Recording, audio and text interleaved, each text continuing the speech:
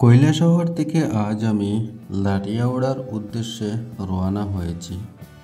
আপনারা দেখতে পাচ্ছেন দুদিন বৃষ্টি ছিল, আর এই বৃষ্টির মধ্যে আমি এই ভিডিও করেছি।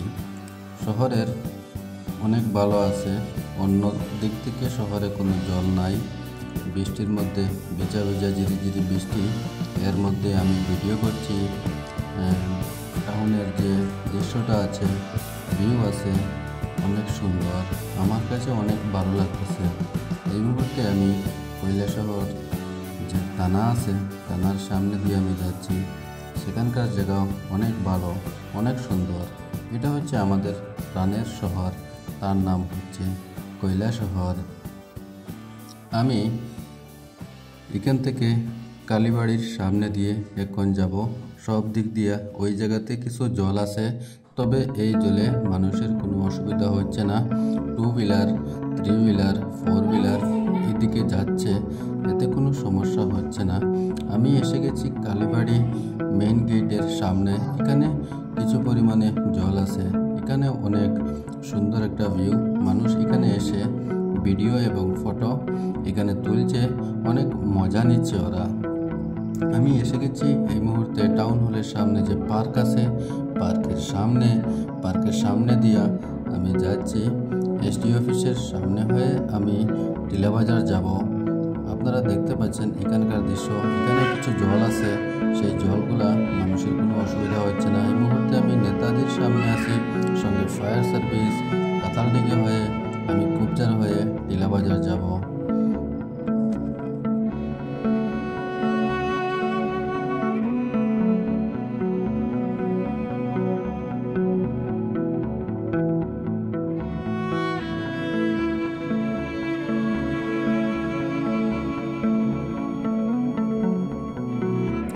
আমাদের যে ভারত বাংলা যে সীমান্ত আছে, সেই সীমান্তের ঐতিহ্যবাহী অন্যরকম। দেখতেই পারতেছেন পাশে কাঁটাতারের বেড়া আছে, তার সঙ্গে অনেক মেরামত করে রেখেছে বিএসএফরা তাদের সেফটির জন্য। সেই জায়গা এক পাশ হচ্ছে বাংলাদেশ, অপর পাশ হচ্ছে ভারত। এই ভারত বাংলা দুইটি জায়গা, একটি বর্ডার। সেখানকার আমাদের যে পরিবেশ আছে খুব সুন্দর, শৃঙ্খলার মধ্যে আমরা একই জায়গাতে বসবাস করছি, তাতে আমাদের কোনো অসুবিধা হচ্ছে না। এই মুহূর্তে আমরা এসে গেছি কুবজার চমনির সামনে। দেখতেই পারতেছেন চমনির যে দৃশ্যগুলা অনেক ভালো। এখানকে এখন আগের মতো আর নয়, এখানে পুলিশ ব্যারিকেড দিয়ে রেখেছে, কারণ এখানকার যে গাড়ি অতি স্পিডে চলে যায়। এখানে পুলিশ ব্যারিকেড থাকলে গাড়ি নিয়ন্ত্রণে যাতায়াত করতে পারে, তাতে অ্যাক্সিডেন্ট থেকে মানুষ রক্ষা পায়। এই মুহূর্তে চলে এসেছি আমি লক্ষ্মীপুরে যে পূর্ব দিকে যে পাবনের বিল আছে, সেই বিলটা আমাদের সবারই পরিচিত। সেখানে বর্তমানে অনেক জল জমে আছে, কারণ জলটা বাইরের দিকে যেতে পারছে না, এখানে জমা হয়ে আছে। দুদিকেই বরাবর জল। এখানে কৃষক ভাই যারা আছে তাদের কথা ভাবার মতো আর কেউ নেই। আমি এখন চলে যাচ্ছি টিলাবাজারের উদ্দেশ্যে। টিলাবাজার পৌঁছে গেছি। টিলাবাজার চমনি দেখতে পারতেছেন, ওখান থেকে সোজা আমি লাটিয়াওড়া চলে যাব মাঝনবাড়ি মসজিদের সামনের দিক দিয়ে। আপনারা দেখতে পাচ্ছেন টিলাবাজারের যে বাজারটা, যারা বিদেশে আছেন তাদের জন্য এই বাজারটা আমি তুলে ধরেছি, এবং আমি যাচ্ছি সোজা মাঝনবাড়ি মসজিদের যে